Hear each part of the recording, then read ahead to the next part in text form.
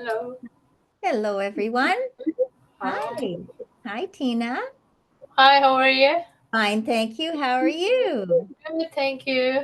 Nice to see you here today. Good to see Great. So, welcome to everyone to the Introduction to AIM webinar today. I'm happy to be able to share information about what AIM is and uh, all the background and as much information as you would like in the next 50 minutes with me today. So I'm Wendy Maxwell. I developed AIM in my classroom a good number of years ago, and I have developed the resources, most of them for AIM, and have continued to give workshops and work with teachers, which is my pleasure. We are going to talk today about how the AIM, or Accelerative Integrated Methodology, rapidly helps develop proficiency among students. So I just have a question for you today, how you heard about AIM.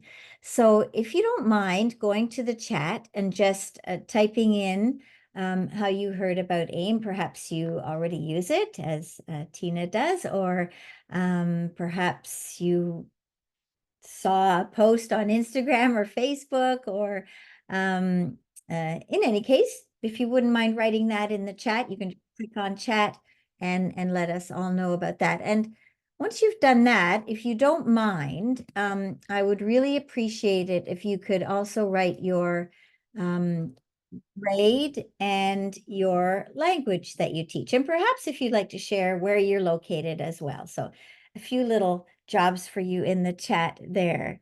Okay, so Monique, you have a teacher in a school division inquiring about it. Perfect. Okay, thank you. And are you in Canada or in the US? Or elsewhere. We have teachers from other areas as well.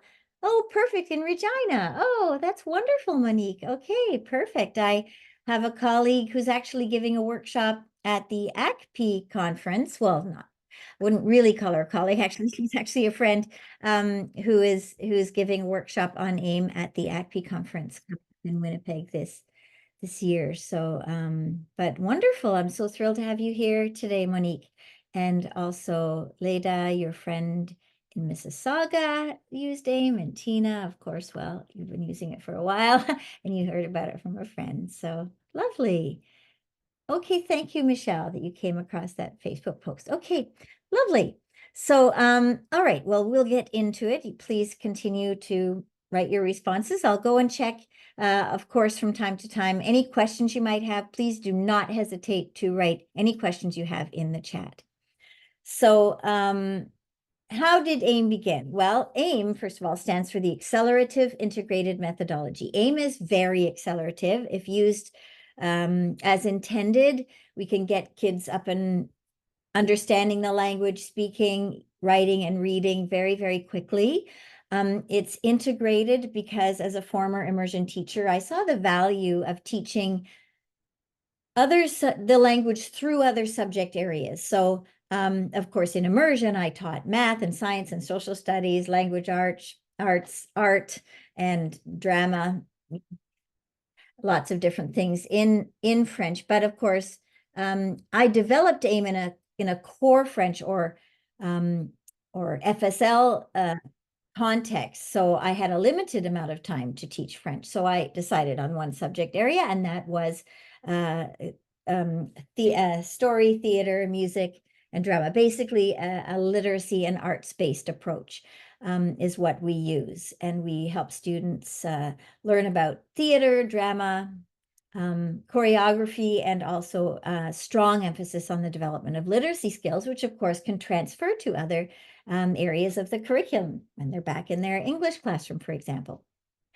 And finally, it is a methodology. There are different aspects to this methodology that one can use separately, but I find that using all of the elements that comprise AIM as a system makes it most powerful.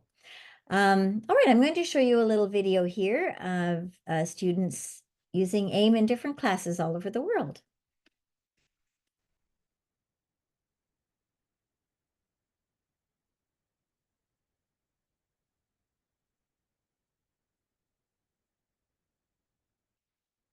everyone will do the song.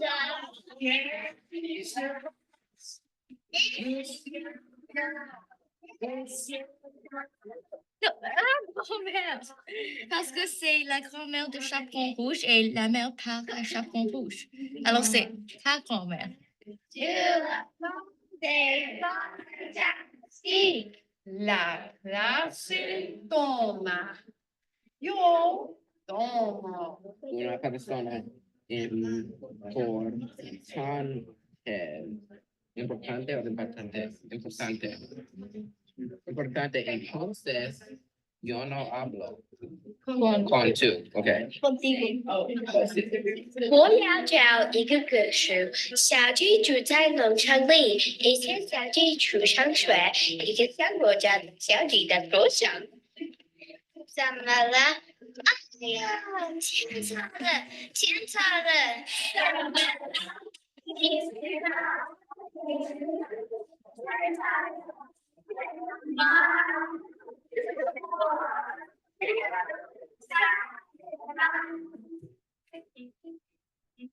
！Okay, so that's just a little tiny excerpt of aspects of the AIM as a methodology. The main goal of this methodology from the very beginning always was to ensure that students develop authentic proficiency. So I'm very happy to hear that, well, the CFR, the influence of the CFR, which is contained in and sort of definitely has an impact on curriculum guidelines these days, is very much focused on the development of proficiency with the can-do statements and students moving through those language proficiency levels. So what we do at AIM is provide many different techniques and strategies to ensure that students do develop proficiency. And just a little bit of information about how AIM began. When I started as I mentioned, as an immersion teacher, and then my students were learning, French all day long with the different subject areas that I was teaching them in the language. And then I moved to teach core French at another school in Toronto.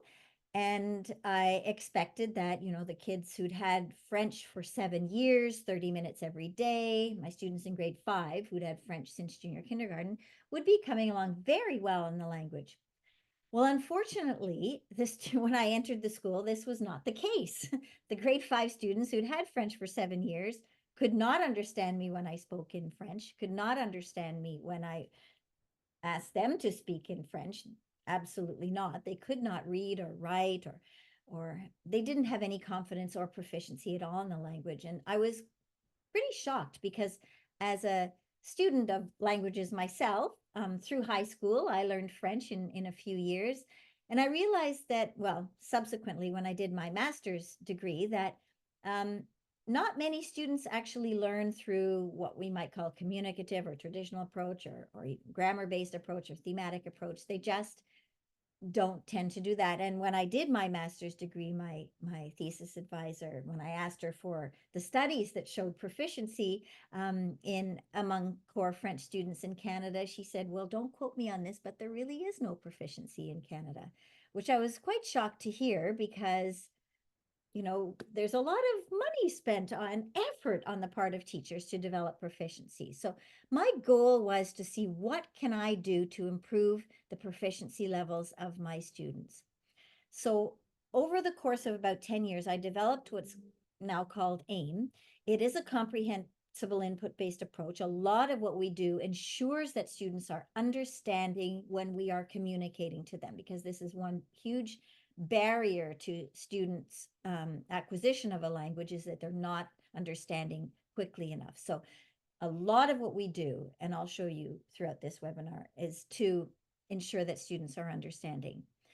AIM has a content and language integrated learning focus. As I mentioned, we want to teach something more than we don't just want to teach language for the sake of teaching language. We want to teach other skills as we are teaching language. So we are teaching dramatic art skills, we're teaching choreography, we're teaching, and of course, you do not need to be a dancer or person who's ever done drama, I cannot memorize a single line of my own stories. It's just something to give the students a taste of, learning to dance, learning to act out a play, whether it's with puppets or whether it's with their full body. And certainly from the perspective of the literacy approach to AIM, that is something that we can really help students learn about the writing process, the editing process, the book publishing process, very much a part of what we do in AIM. And finally, our primary goal, of course, as I mentioned, is to develop proficiency. What AIM does best and what is most challenging, I find, as a language teacher, is to get students up and running in the language early on in their language learning process. Sometimes I've heard from parents or others who have said, oh, I took 5 years of French at high school and I just cannot speak. Well, imagine if we did 5 years of math and we simply couldn't add two numbers together. Well, that wouldn't really be tolerated, but it seems to be fairly common. And so what AIM really does best is get the students up and running in the language. It's a really quick start, a success, and AIM is not tied to a specific curriculum, although I have linked AIM and made alignments with curriculum guidelines all over the world to AIM, and we have those on our website. But what we do is to, at very least, meet or succeed all of the curriculum guidelines with which I have linked AIM. We can definitely assure anyone who's using AIM that you will meet your specific curriculum. It is multidisciplinary, as I mentioned. A lot of brain-based research supports what we're doing with AIM. And we do have a lot of those research studies on our website, and I'll be sharing that information with you today over the course of this session. AIM is used in a lot of schools all over the world, primarily in Canada and the Netherlands, the United States and Australia, and in many other countries all over the world as well, to a much lesser degree. Since 2004, when we first sort of came up with AIM language learning, we went from a few teachers in just exclusively independent schools to thousands of teachers all over the world, and mostly in public schools now. There is a large percentage, as I mentioned, in Australia and the Netherlands. And a recent study out of the Netherlands, which I'm thrilled about, which was a long-term study over the course of a few years, showed that students in AIM classes outperform students in all of the other most popular programs and in all language skills. And this particular piece of research was voted the best research paper of the year in the Journal of European Second Language Acquisition. So we're really thrilled about that.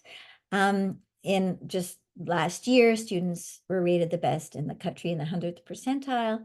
And we have students in various areas of the United States winning national competitions. And AIM is found in various parts of the United States.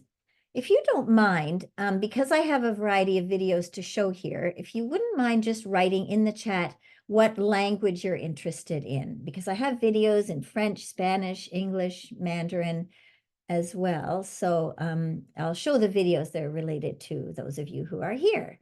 So French and Spanish. Okay, perfect. All right, perfect. Thank you very much. So these are the key, oh, we have Mandarin as well. Okay, great. So we have certain key components to AIM, which include the gesture approach. So the use of gestures with AIM is, of course, lots of teachers use gestures. It's very natural for us to do that, but AIM sort of takes the use of gesture to a whole other level through this approach called the gesture approach, where we take a word and we use a gesture to help students understand it. And so, for example, écoute or escucha. I'm sorry, I don't know enough Mandarin, but I know a few words like shuo, parle. I think that's the word. And also we have, words for linking words like avec or con, or we have words that are not just verbs. We have nouns like leave. And so every single word that we want to use with the kids is associated with a gesture. And when we do that, we are allowing students to rapidly, without translation in most cases, to understand what we're saying. So I might say, je marche, or tú escuchas, for example. And as the students are understanding, not only are we having them listen to me saying the word, for example, as a teacher and doing the gesture, but eventually we want the students to be doing the speaking. So the teacher is gesturing, as you noticed. Oh, and do you have no sound? I'll just make a note to then go out and come back in and click connect to audio. Then Anne will be able to hear. Oh, that went to just one person. I don't know why. Let's see here. Sorry about this. There we go. Hopefully that will help Anne. Okay. All right. So the gesture approach allows us to help students not only understand, but also to be speaking. As you noticed in the video at the beginning, the teacher is gesturing and the students are doing the talking. So that gives maximum practice, production, feeling of confidence, and even pre-verbal students before they're able to communicate in the language. What gestures do we teach? Well, we teach high frequency words primarily. That's the focus of what we call our pared down language. Language is huge. The Spanish or other dictionaries are very thick, filled with words. What words should we teach? Well, AIM we do not focus exclusively on thematic vocabulary, as I used to when I started teaching French. We focus exclusively on high frequency words. What are the words they really, really need to use when speaking in the language? My apologies. Not sure. This is kind of odd. It jumps around a bit. Now, how do we contextualize those words? Well, the words that we want to teach, it's very important that the words be contextualized, because word concept can only be developed if we provide a deeply context embedded environment. So what we use in AIM is our stories. So that's the literacy component there. But the stories become plays that the students can act out. So therefore theater pieces, and extend out eventually, once students develop proficiency, into creative drama. Music is linked closely to the stories. We have lots of raps and songs that are based on the stories or based on whatever we're doing in class, other activities and classroom systems and routines. So we tie thematically all of our words to a particular story. And this becomes a wonderful context for the students, because if students don't have a strong context or a certain series of words that they come to know well that are situated in a context, it's very difficult to help them learn to manipulate the language. But once they find words in a context, such as a story that they come to know intimately well because they're practicing it for eventual performance, we can now take those words and that context and help students very easily learn how to manipulate the language independently with increasing independence. So I often give the example, and for example, if I was learning Mandarin and I don't know Mandarin very well at all, actually, and the teacher asked me, and if I just knew a little bit of Mandarin, and the teacher said to me, what do you like to do on the weekend? And I might understand, but to draw from the words that we may have learned in class and to come up with a response is challenging for students. And that's what I was finding with my students as I was teaching through a thematic approach initially, before developing AIM. But when we are working with story, we can easily scaffold to a question like that by asking, for example, if we're doing the Les Trois Petits Cochons, the Three Little Pigs, we could ask, well, since some of you speak different languages, I'll say it in English. If we're asking in French or Spanish or Mandarin, what does the little pig like to do? Instead of, if the teacher, instead of asking me, what do you like to do on the weekend? The teacher could say, what does the little pig like to do in the straw house? And then the kids can answer very quickly because they know the story well. The little pig likes to sing play guitar in the straw house. And so using the story as a basis is a wonderful way for us to scaffold out into authentic, that's authentic too, but into more personal discussions about ourselves too. And then eventually, and not years later, not even months later, but right in the first few weeks, we want students to transfer to spontaneous communication. So as you can see in these images, the teacher is doing the gestures, the students are doing the speaking. Now in the right-hand side, the children are doing the gestures too, because the benefit of the gestures as a kinesthetic approach is that the students can embed the vocabulary kinesthetically sometimes. So every day at the beginning, and once in a while as we move on through the first kit and into the next kit, we do have the students sometimes do the gestures through a kinesthetic review. So what we're doing in that case is we're allowing students to embed the meaning of a word in different parts of the brain, kinesthetically, auditorily, and visually, simultaneously. So when they're doing that, what occurs is that, when a word and its meaning is associated in different parts of the brain simultaneously, this allows for much easier recall. And studies on the brain have proven that this is the case. And we find this with AIM, and it's one of the reasons why the students not only learn the words very quickly, but also retain them very, very easily over long periods of time. I have students coming back after summer holidays, first day of September. It's like yesterday was the end of June. They really retain that vocabulary very well. So there is a difference between what we do in an AIM classroom and what we do in other classes. And I just wanted to show you these two videos that highlight this. So in the first video, the teacher is not using AIM. She's a French teacher. Let's look at what she's doing there.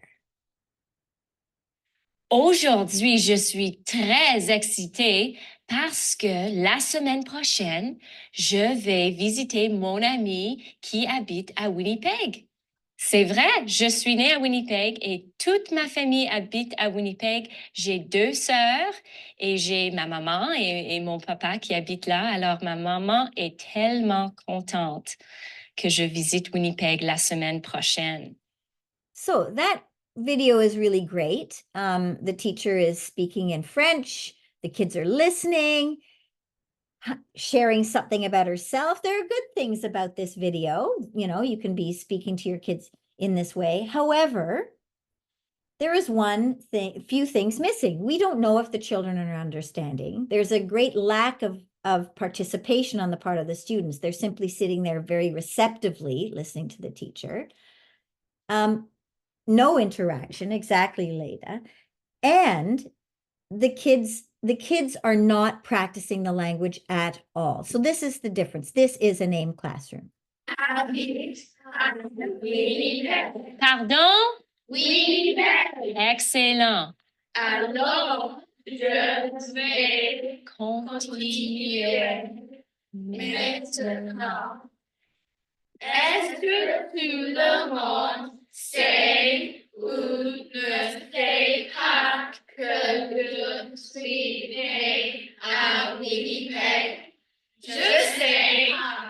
C'est vrai, je suis né là-bas et j'ai aussi des amis que je peux visiter là-bas aussi et j'aime aller à Winnipeg en avion.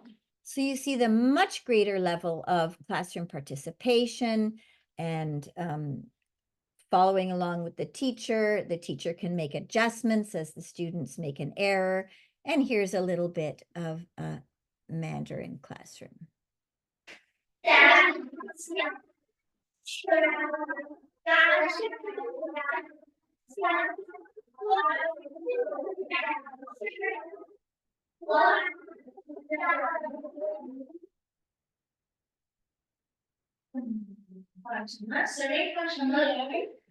连一个三个几个三个人，三个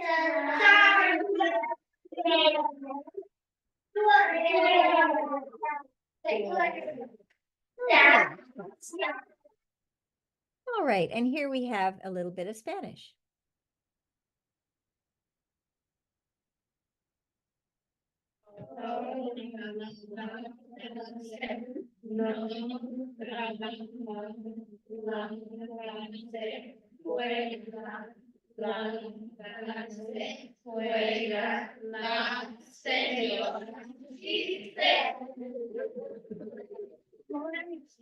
Okay, so that basically just gives you a little bit of an aperçu, a little taste of what it looks like as a teacher is gesturing and the students are speaking. We want them to be participating constantly. The weak ones are get the repetition they need. The shy ones are talking as much as the strong ones, giving them excellent opportunity without being singled out. No one is singled out. Everyone is getting maximum practice. And of course, the ones who want to speak all the time, well, they're doing that as well. We're really supporting the students. And I noticed Peggy, you talked about this in special education. I have had kids who have great difficulties in other areas, and sometimes they're the best students in my class. So yes, it is very helpful as a support for students of any kind.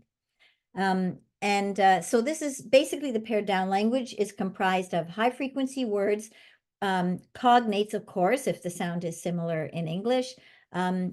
It's very verb centered. So we really focus a lot on the teaching of verbs. Now, in French, for example, it is, you could say, well, there are some verbs that are very difficult to conjugate. And in fact, those verbs are often the most high frequency verbs: vouloir, pouvoir, devoir, savoir. They change stem sometimes, and there's your ending. So what I do with French is to choose the regularized stem of the verb. So I teach that first, and we work on that for an extended period of time. Veut, va, doit, peut, aime, sait, as in je sais. Because we can use that orally, that form orally, and AIM does focus really a lot on the oral language development at first, and continue to do so even as they're learning to read and write. So we can use that regularized stem of the verb for je and tu and il and elle and on and tout le monde and la classe, avoiding the nous and vous at first, and eventually introducing nous and vous once they have developed a foundational level of proficiency where that can just slip right in. But it really allows students to speak correctly and easily with this regularized stem of the verb. And something similar happens in Spanish as well, where I bookend the subject and verb. So yo camino, and I can end up doing just camino. So actually the ending is like the subject, because in Spanish, of course, we can remove that subject and just use the ending.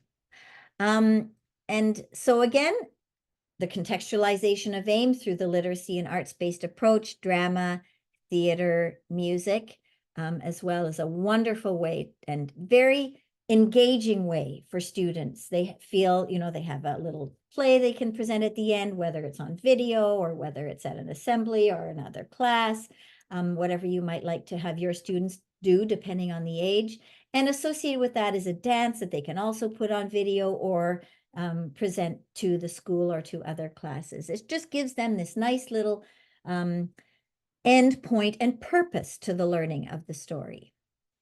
I love this quote by David Booth, who was a mentor of mine and just a fantastic leader in the literacy development, literacy and drama in the classroom. And what he said in his numerous articles and books is that children new to a language find in a story context for understanding. It's not word lists that command their attention, but the lives of characters that fill the tales they read or listen to. And how painful it must be for those children alien to a language to sit day after day without feeling connected to what's happening in the classroom. And yet, through storying, how quickly they enter the activity, making sense of what is happening, building their own versions, listening, telling, retelling, talking about, reflecting upon, and responding. And that really sums up a lot of what we do in AIM. We want students to really come to understand what literacy is about, what storying is about. And they go really deeply into one story because we work on one kit over a 50-hour period, 30 minutes a day dedicated approximately to AIM, or 40. And by doing that, they come to know intimately well the story, and then they can as a result, move forward into the development of skills such as story retelling, story extension, book publishing, and so on. So let's have a look at an excerpt from a Spanish play. Esta es la historia de Marco, el mago. Marco es el mejor mago del mundo y él sabe que es el mejor. Soy Marco, el mejor mago del mundo. Todo el mundo piensa que mi magia es muy buena, pero yo no hago mi magia para todos. Oh, no. Solamente hago mi magia para las personas importantes. Yo no sé dónde está el collar de la princesa. Yo lo busco y lo busco, pero no puedo encontrarlo. ¿Puede usted ayudarme? Yo no quiero unas medias. Yo quiero el collar. Okay, so that just is a very, very, very short excerpt of an AIM play. They usually take, well, depending on the age group, we certainly have entry points at all different levels. We have entry points for primary students where the play is extremely simple and very repetitive. Entry points at early elementary, which is again repetitive, middle elementary, and junior high, which becomes a longer story. Obviously, the content is more appropriate for the older students.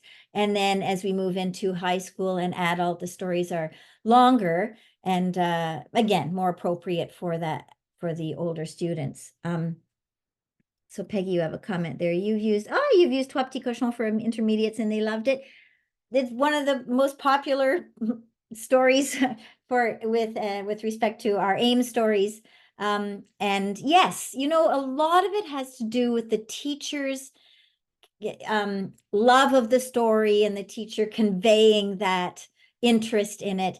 And my goodness, I know, when it comes to drama, especially, in my school, in high school, the teachers were using Robert Munch stories with the grade 10s and 11s. It doesn't really matter when it comes to drama what story you're using, as long as you are interested in it and you're using that story as a way to develop their proficiency. And coming to a new language, knowing the story already, is also very, very beneficial. So I don't think I'll show you all the plays because we don't have a lot of time, but that sort of gave you that gave you an example of what one of the AIM plays look like. Now let's look at some of the songs and raps and dances that I showed you. Here are some French ones here.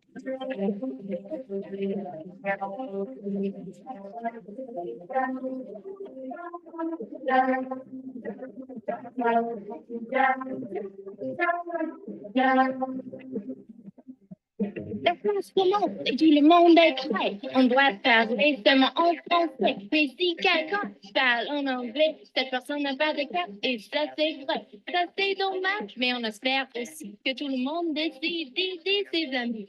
En français, on parle tellement bien. Notre rap est terminé. Oui, c'est là. So that's an example of a high school level rap d'entrée. We at AIM really try to encourage teachers to maintain that target language only commitment.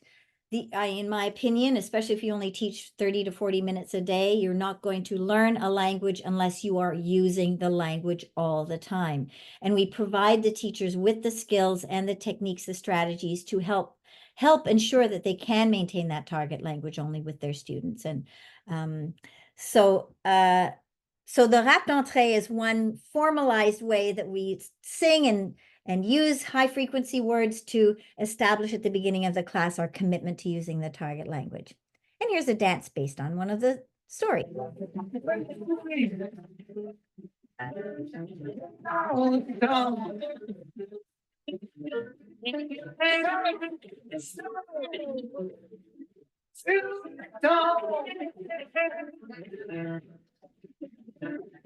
Some say me, yeah, I don't know.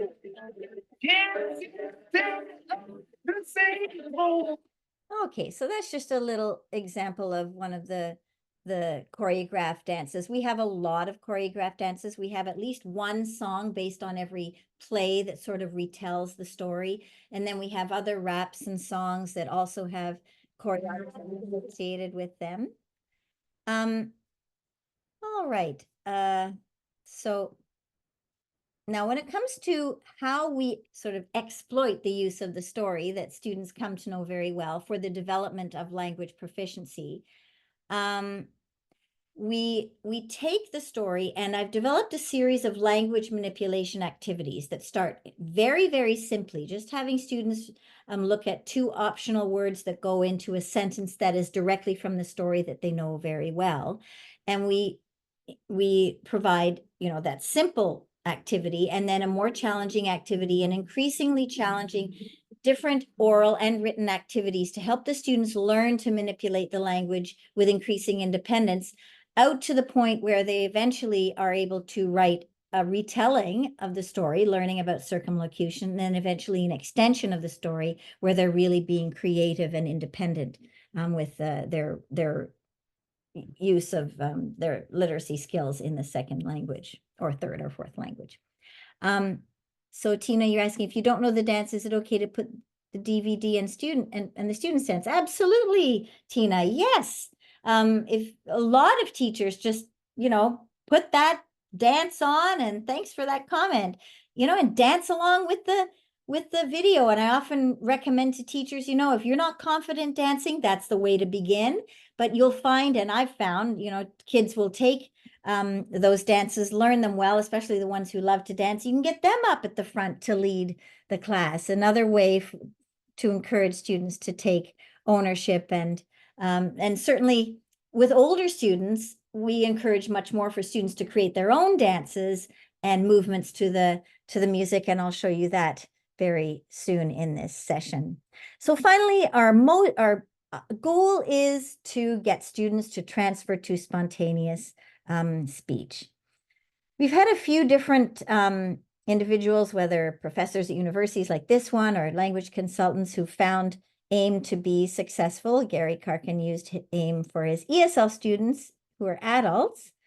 Here's some more. If I had to choose, one thing that distinguishes AIM classrooms from more typical core French classrooms, it's the level of emotional investment that kids have in the process and the fun that they're having. And again, that's fuel that drives the learning process. So they're very keen, and they can apply. I guess the most remarkable point is that they can apply everything or a lot of what they've learned in a context, in everyday life context. And what we didn't anticipate would happen was that students in grade 4 with a sibling that it was in grade 7 were going home at night and actually speaking French in sentences at the dinner table. And the feedback was very impressive from the parents, that all of a sudden their kids were having conversations that they couldn't follow in French at the dinner table. So it's wonderful when we hear that teachers, experience students making the new language their own, making it part of who they are and sharing it outside of the context of the classroom. This is a little video where students, we just walked into a grade 8 classroom that'd been using AIM for a year, and just said, talk about anything. Because one of the questions we've had is, well, they learn this play, but can they only just talk about pigs and that's all they can talk about? So we will see here. Et très content. Oui. Toi toute seule maintenant. Et tout le monde avec Melissa. Oui. J'ai oublié son nom. J'ai appris un peu de mes chants. Est-ce que tu peux chanter ça maintenant? Je chante très bien. Oh, oui? Est-ce que tu peux chanter maintenant? Non, parce que tu es très, très... oui. Il y a 5 personnes dans ma famille, mais je pense que mon frère est un animal. So, at least she's speaking in French if she's complaining about her brother. And in the first segment, we saw the young guy trying to get the girl in front of him to sing for the camera, which she didn't want to do. And it was in AIM, we encourage the students to use circumlocution, not to revert to the first language, to English, for example, in this case. So we want the students to find an alternate word. Now, they knew in an AIM classroom, they know they can't use English. So he was searching for the word, and I think he was trying to find the word embarrassed. And it was lovely to see that the girl next to him gave him the word peur. That is in our first step kit, Les Trois Petits Cochons, that they had learned. So it really shows also another example of how AIM is really a cooperative learning approach. And we encourage everyone we're all here to help each other. I'm going to show you a little bit of an excerpt of a Spanish student. This is her first year of Spanish, and she's doing a retelling where she's looking at images from the story that she has come to know well and just describing the story in her own words without repeating any sentence from the original story and also adding details. Esta es la historia de Marco y Mago. Marco es muy orgulloso y piensa que él es el mejor mago del mundo. Marco no es una buena persona porque él no ayuda a las personas no importantes, solamente las personas importantes. Marco lleva una ropa larga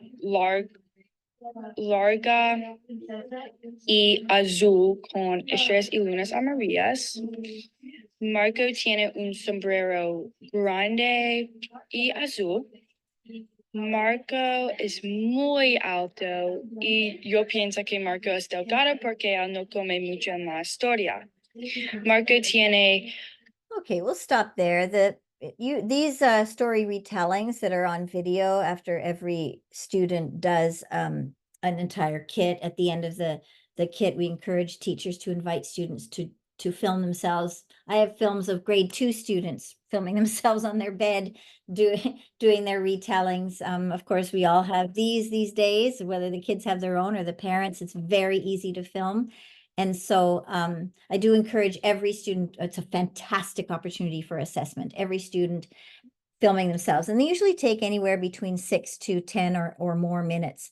And that's a wonderful opportunity for sustained speech as well, which we often don't see even in immersion classes. So I've talked a lot about the development of oral language proficiency, which of course we absolutely have to have if we want students to be writing, because the flow always happens from the oral to the written. So I'm going to now show you a little bit more about what we're doing when we're developing written language skills. Here are some students doing some working on their writing. Oui, il faut te mettre en salle et déchirer. Est-ce que ça, c'est la même histoire, mais dans les mots différents? Oui. Dans les mots différents. Qu'est-ce qu'on Mais fait? est-ce que tu fais en partenaire? Saute. Beaucoup. Est-ce que tu fais Et très fort. Est-ce que tu fais ça? Est-ce que c'est ça? Là? Non, ça c'est juste La une maison. Tu fais ça? Louis commence à marcher dans la forêt. Il espère trouver un ami dans la forêt. Elle a demandé En train de jouer. Excellent. En train ici. En 3 mots. En train de. Après, il a triché avec un accent aigu. La petite chaperon rouge est partie le plus vite possible chez la grand-mère de chaperon rouge. Oui, est-ce que tu es a dit? Alors, qu'est-ce qu'elle a dit? Qu'est-ce qu'elle a dit? Elle a dit. La grand-mère, d'accord. Elle est malade? Okay, so as you can see in an AIM classroom, we have 2 parts to the day where the teacher is in front of the class gesturing and the students are practicing speaking. And then the partner group activities where the students are constantly interacting as they're writing, developing oral language skills in tandem with their written. this means that for the majority of the class, almost the whole class is speaking all the time, which gives a fantastic opportunity for the development of proficiency. So I mentioned how students in their creative writing, they also can put their writing or even AIM's songs to music. And here we go.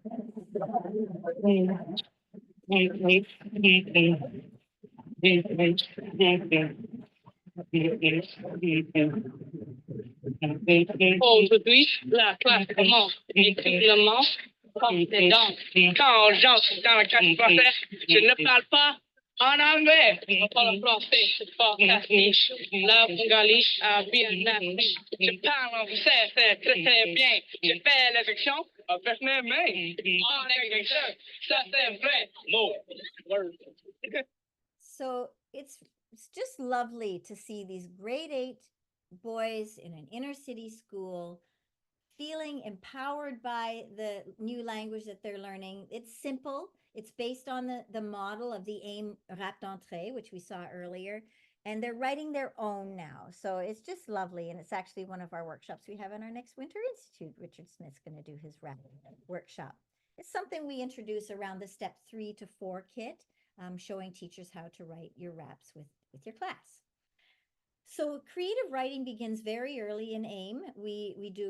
AIM is a very model-based approach. So we do a lot of teacher-led and teacher think aloud activities with the students as we are writing. So a lot of shared writing with the class.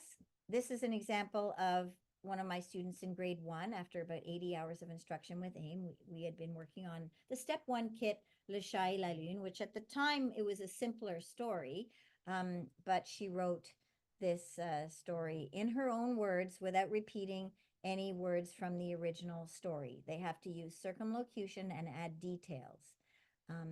So, of course, a grade 1 student wouldn't be writing this if the grade 1 student were not able to write in their first language, but she was a beginning writer in English. And now we move up to grade 11. It's exactly the same process. We help students understand how to write a story in their own words without repeating any sentence from the original story and use circumlocution, using the words that they know. Of course, by grade 11, they have much more developed literacy skills. So we're going to see longer stories, we're going to see more detail, we're going to see more accuracy in spelling and punctuation and even sequencing. So of course, we're going to see a better result. We're going to see usually between 7 to 10 pages. And even in Japanese, students are starting to write. This is in the second year of Japanese, and they've learned how to write some of the Japanese script, which I'm quite amazed about. Back down to grade 7. Again, this is after about 75 hours of instruction. So by the end of the first year of French, the student is writing a good number of pages with pretty good spelling and good sequencing again. So we really encourage a lot of writing on the part of the student. And of course, they start with a base story and we show them, part of our literacy skill development is to show them what is the difference between a story that is in its basic form and how to add details and enrich a story. So this happens through a lot of our questioning. We have certain questioning techniques such as total and partial questions to scaffold the questioning, differentiate our questions.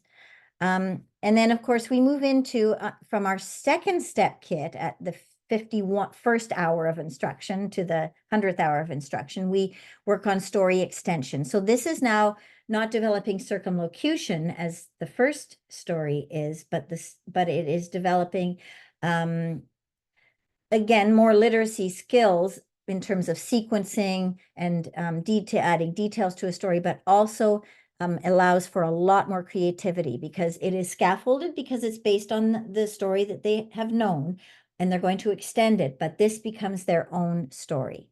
So I'll read this little story by a couple of my grade 1 students, core French I think one of the students had me in kindergarten for 30 minutes a day, and the other student had me in just grade 1. And we'll read the extension of Les Trois Petits Cochons. Après que le loup sort de Les Trois Petits Cochons, il va à la maison et dort, et se réveille, et marche à Loblaws, et court et marche. Monsieur Loup est très fou et content. So for those of you who don't understand, it's the wolf goes out of the house of the 3 little pigs, and he goes and lies down, and then he goes to a grocery store, and he's kind of silly and very happy. Le loup frappe à la porte de la fille amie. Il dit à son ami, est-ce que tu veux danser avec moi? Oui, je veux, je aime toi. L'ami dit, est-ce que tu veux aller à ma maison? Le loup dit, oui, oui, je veux. Le cochon est ici, dit le loup. So now the wolf goes and knocks on the door of his friend, who's a girl, and they decide they want to dance, and they like each other, and then they're going over to his house. And then suddenly the girl says, j'ai peur, dit la fille amie. Elle court à sa maison. Oui, je veux aller à ma maison. Est-ce que tu veux aller à ma maison? Oui, je veux aller à ta maison, dit le loup. Je veux faire une fête, dit la fille amie. Le loup dit, oui, oui, oui, oui, oui, je veux, je veux, je veux, je veux manger avec. Est-ce que tu veux manger avec moi? Oui, dit le loup. Oui, oui, oui, dit la fille amie. Je veux, je veux, je veux. So the wolf is now a little bit afraid that the pigs might be around because he fell into their soup and that hurt him. And so they decide to have a party and dance. And so the story goes on, and they go to Loblaws, and ça c'est délicieux. I love that spelling of ça c'est délicieux there, very inventive. It's not a word that we write out a lot, and we don't write it out in class, but we had learned that in class. So obviously it's very inventive. Anyway, it's a nice little story written by grade 1s. And that story takes a while for the kids to write. They don't just write it in a day. It takes actually several weeks. They write a couple of lines. We work on book reports where students had the opportunity to read out stories outside. We have many AIM readers, and of course there are many readers out there, and they do a story retelling of those readers. This is a unique concept that I don't have in our kits, but this teacher decided to have his second-year AIM student do Qu'est-ce qui se passe avant? What happened before the story for the kit? And she wrote about 1,000-word story there. Continuing, as the precursor to the story. Let's see how much time we have. We don't have a lot of time left, so I think I'll skip over this one. And I'm just going to check and see if there are any questions here. Don't hesitate to ask any questions at all. I am happy to answer them. So if you're interested in implementing AIM, we support you in a variety of different ways. We have our core AIM kits. We have immersion kits. We have core language kits as well. And in those kits, we have a program guide that sort of gives you an overview of the methodology and some of the systems and that we have. And then we have the teacher's guide, which gives you basically a description and a script of everything you can gesture for the kids with a description of what the activity is all about. And all of those activities fall into an 85 lesson plan sequence with an entry routine and the whole class activity that's described in your whole class activities book. And then we have a separate partner group activities book with a series of all kinds of different activities that the students do, which you saw them working on in the video where they're working together. And then finally, a leaving routine. And so this 85 lesson plan provides teachers every single day of that 50-hour kit in 30 to 40-minute chunks, exactly what they can do in terms of a flow of the kit. We leave gaps of design your own lessons if you want to catch up or repeat an activity that you loved. And it's really an intended flow. So you know when to introduce the activities, perhaps when to repeat that activity, when to introduce the partner group activity, how long the kids could spend on those partner group activities, when to introduce story retelling, how long to spend on it. And so it really provides a nice overview for the teachers. Okay, Lydia, I will answer that question very, very shortly. In addition to the kits, we have student books. In addition, in the kits, we also have student books, either on Blackline Master or you can purchase the books themselves. We have big books. We have posters and image cards and hard copy and projectable. We have assessment activities books with different short tests and quizzes, and also student assessment, parent assessment, and end of kit assessments as well, and CFR portfolios in the new French kits as well. So mon portfolio de langue, where you can make sure that students are gathering all of their different all of their different activities that they do over the years and moving them forward through their portfolio as the CEFR recommends. We have DELF-like tests from the CFR in French as well at different levels, A1, A2, and B1. So those are those. And we have our portal, which is the replacement of our discs that we used to have. Now it's all online, with the e-reader of the story read out loud with highlighted text, all the videos of the songs, the raps, the dances, the gestures, the gestured play, the play acted, and all of the posters as well for all of the songs. We have correlations with ministry guidelines that I can share with you. And we have various levels of training, and I know some of you are asking about the training. So a teacher beginning with AIM would start with a level 1 training, and I'll share with you the dates of our next level 1 trainings. I see a question from Andrew. The kits contain assessments? No, they contain assessments. The kits do contain those assessments. And Marcel, so I see that and Lydia, you're asking about the next training. So we will go on to the training page. So the very next training that we have is the hands-on gesture practice, and that's for teachers who've received a level 1 training and just want to have that extra practice as they're starting the year. Perhaps they went to our summer institute in Ontario, in Toronto, Ontario this summer, or perhaps the online summer institute, and they really want to get that support as they start to use AIM, or even if they've been using AIM for a while, just to work with me as if they are. I'm going to treat you as if you're my student, and I'm going to go through an AIM series of 10 lessons that show you all of the most important activities and how I would structure those activities and structure a lesson. So I'll take you through 10 different lessons as if you're my students, and I will gesture so you can actually see what it's like and the flow.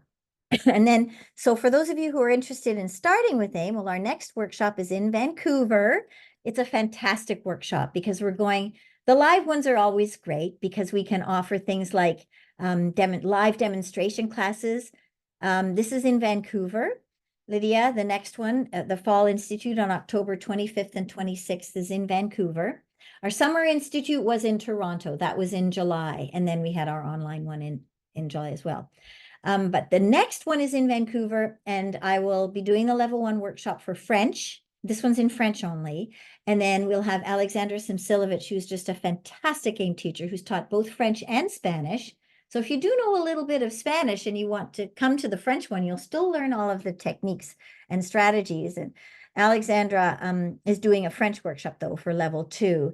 And we're bringing some of her students who are just fantastic. And we'll do some demonstration classes with them, and also with students who don't have as much AIM. I'll be doing some beginner demonstration classes. So yeah, so that's our Fall Institute, level 1 and level 2 French, for French core, French immersion, kindergarten to grade 12. And then we have our live online Winter Institute in February coming up in a few months, where we have French, Spanish, and Mandarin, level 1 and level 2. And so that's available there. And those are 2-day workshops. All of our leveled workshops are 2-day workshops. And then we often also offer our specialty sessions day. And that day comprises a series of different topics with different facilitators who will talk about topics of interest to AIM teachers who are experienced or not experienced. Like, for example, I mentioned that Richard Smith will be doing the RAF workshop. I'll be doing a hands-on gesture practice workshop for an hour. They're all about, 70 minutes, actually. They're all 70 minutes. We'll be having classroom management workshop. We'll be having an AIM in the CEFR workshop. We'll be having AIM in critical thinking workshop. So Lisette, you could also, if you can fly to Vancouver, that would be great. or you can come to our workshop online.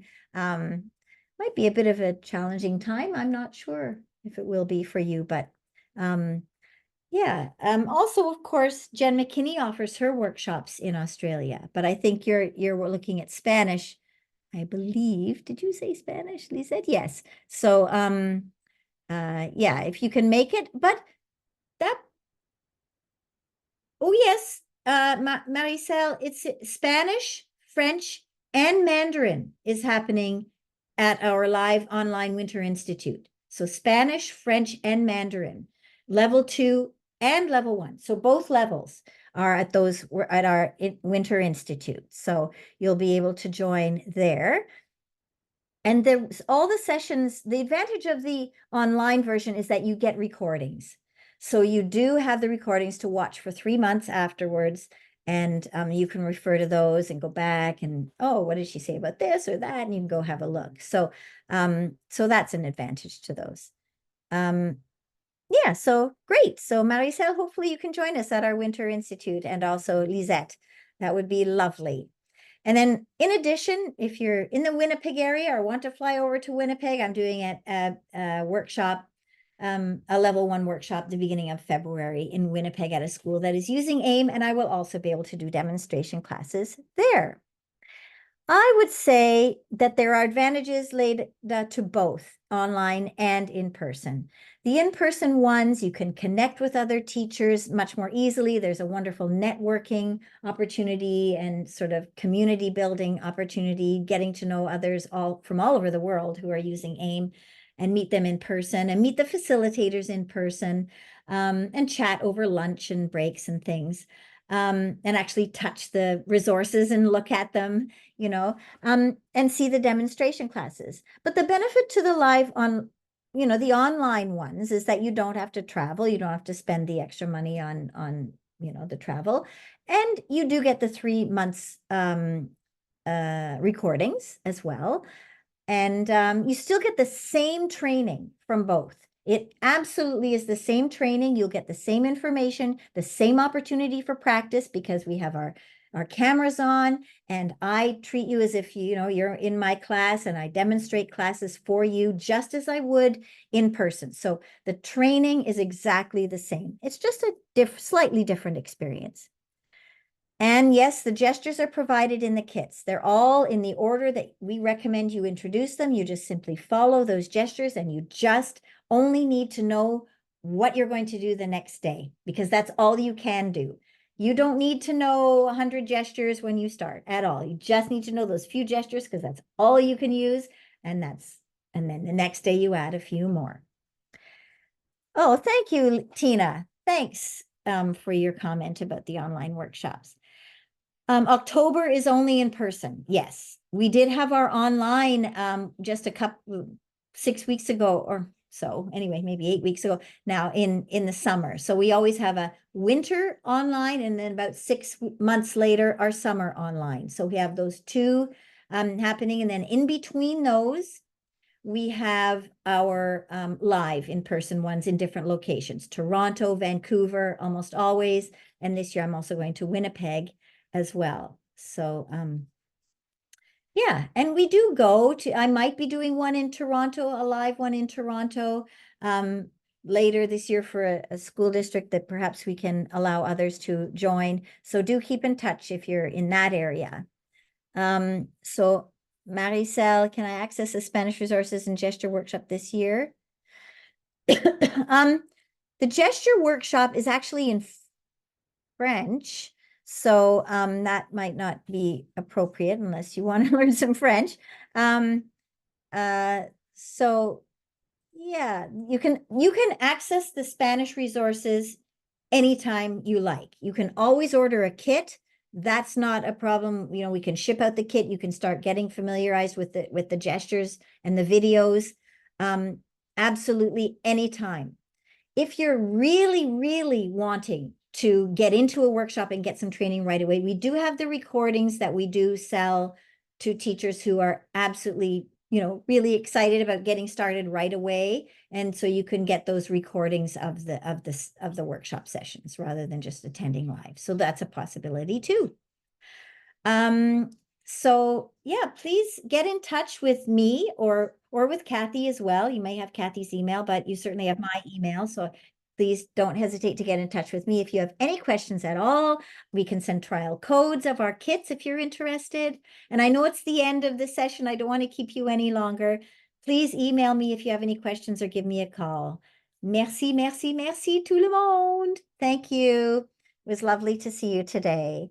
Hope to see you again. Nice to see you again, Tina. Thank you.